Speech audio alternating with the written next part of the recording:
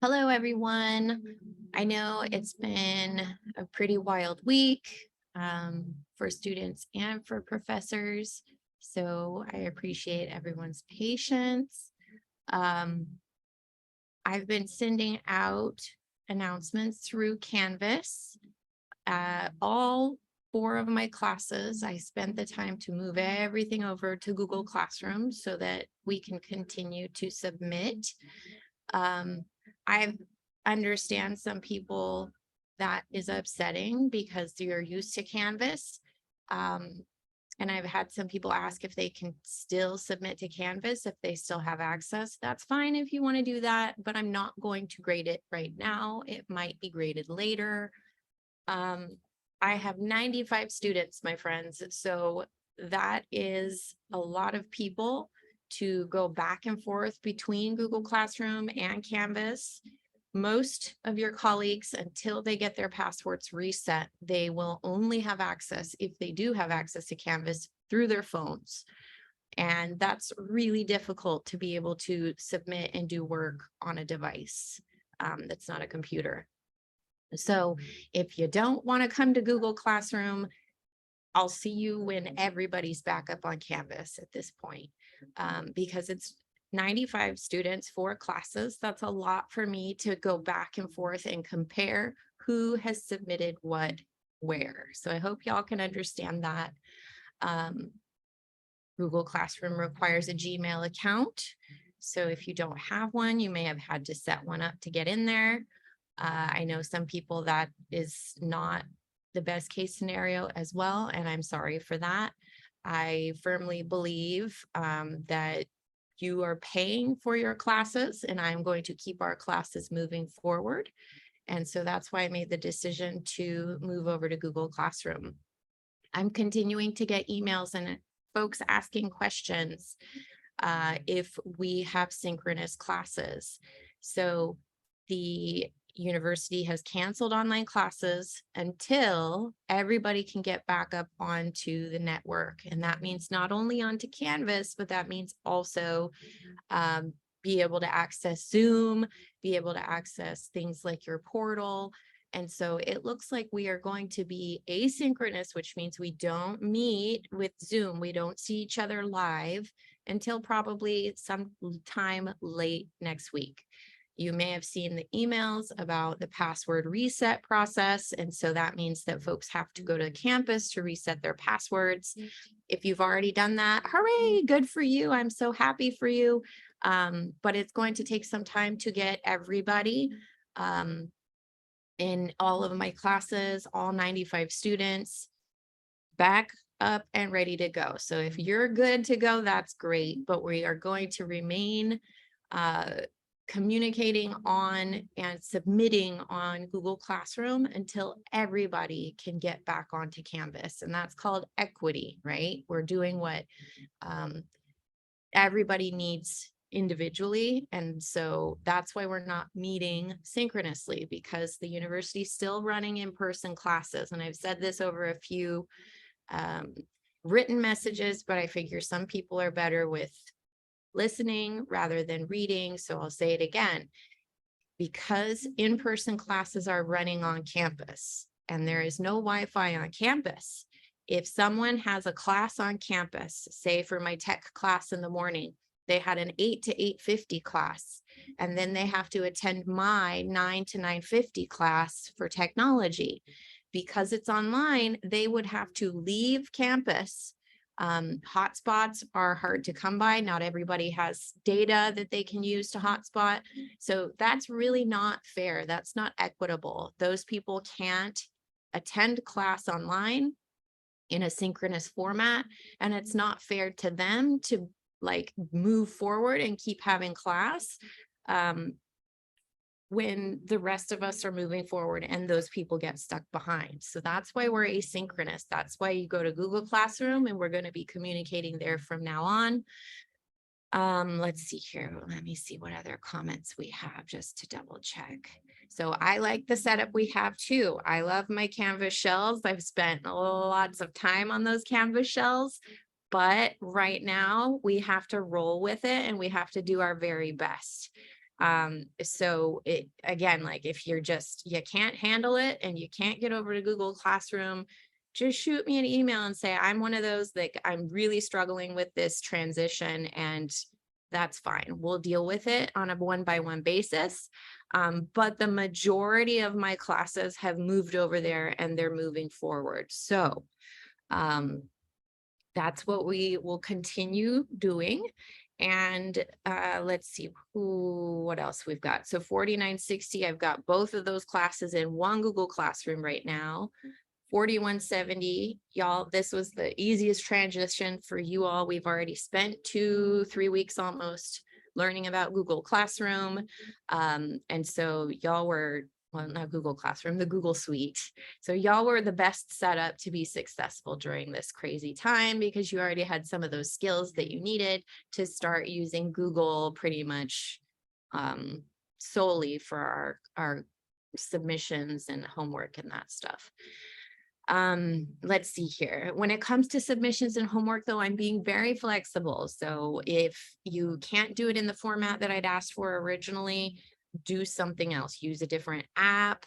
If it's something you're going to draw or handwrite, just take a photo of it and upload that photo to submit. That's fine too.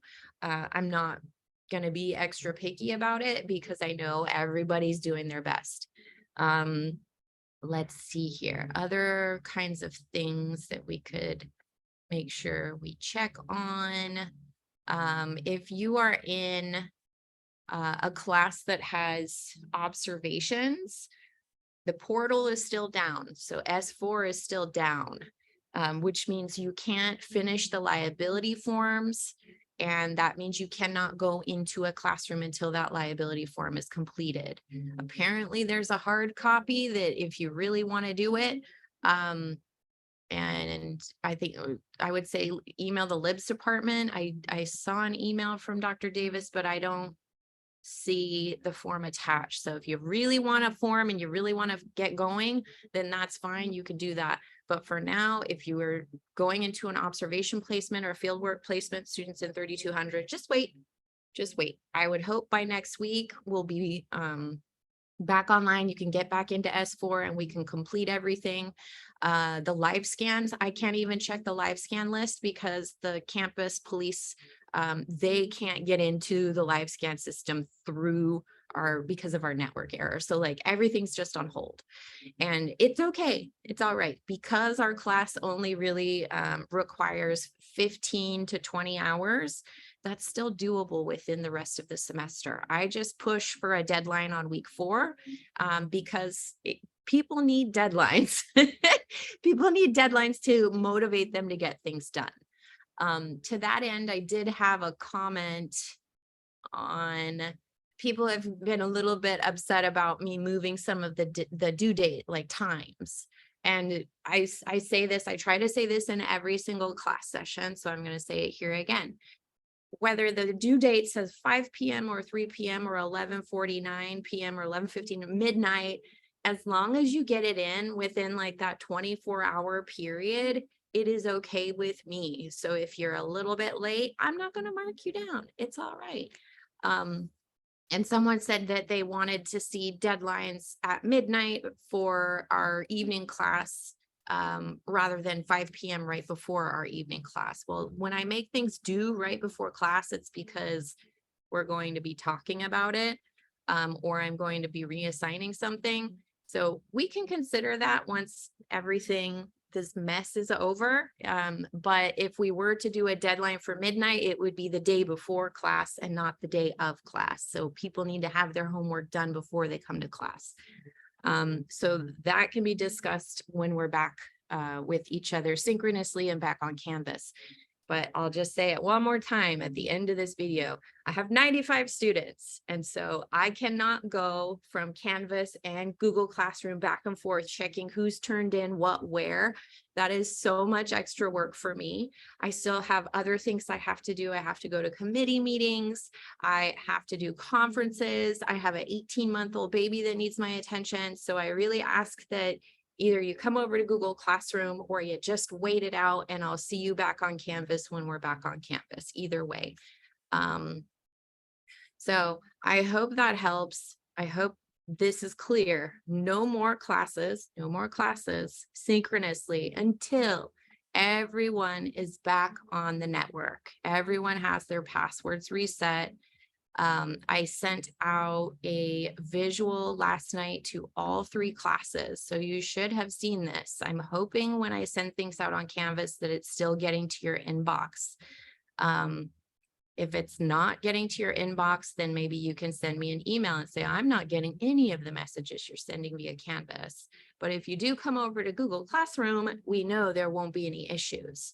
But here's what I sent out. So just one last time to reiterate, if you're still confused from this technology dumpster fire, remember, no more synchronous class sessions until everyone's back on the network and able to access Canvas, Zoom, portal, all of that. We cannot restart what we were doing with our normal class sessions until all of that is restored.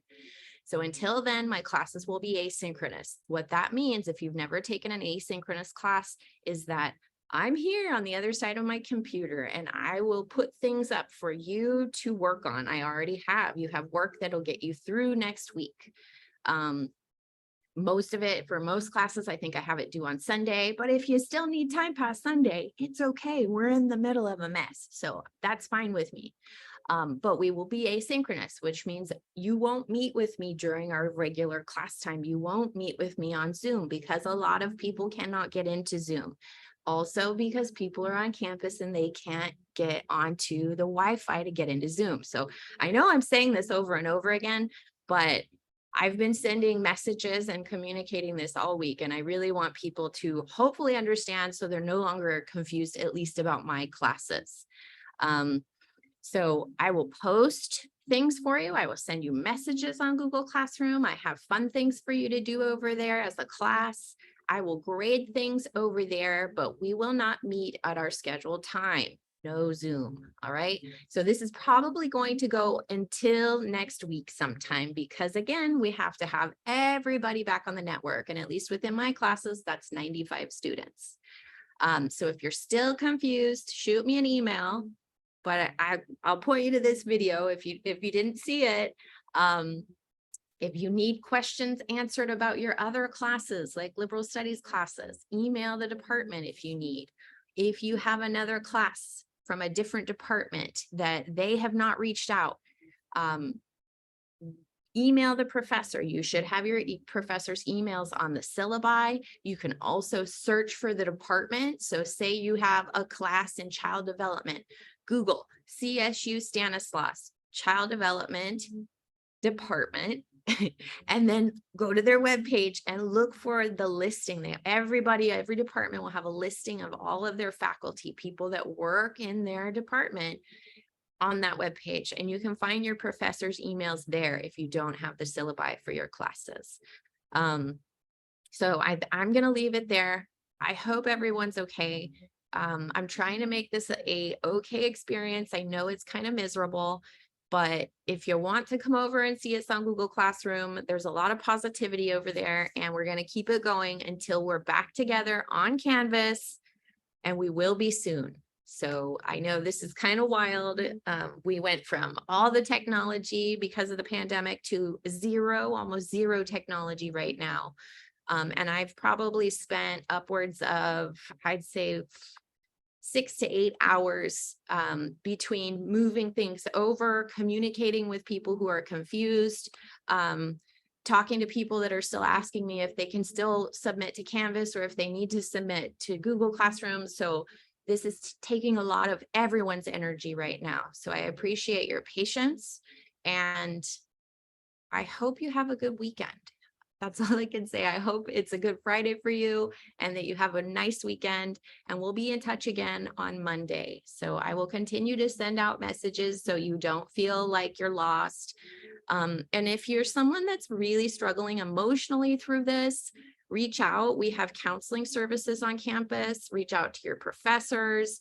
Don't suffer in silence. That is one thing that I learned. Don't suffer in silence. So if you're really struggling, let someone know. Okay. All right, friends. Until we communicate again, Here, let me end it with not a dumpster fire. Let's end it with something a little bit more positive. There. All right. So good vibes for the weekend. Take care of yourselves. Disconnect from technology if you can. And if you're overwhelmed with the amount of things that you're working on right now, make a list. That's the best way to organize yourself.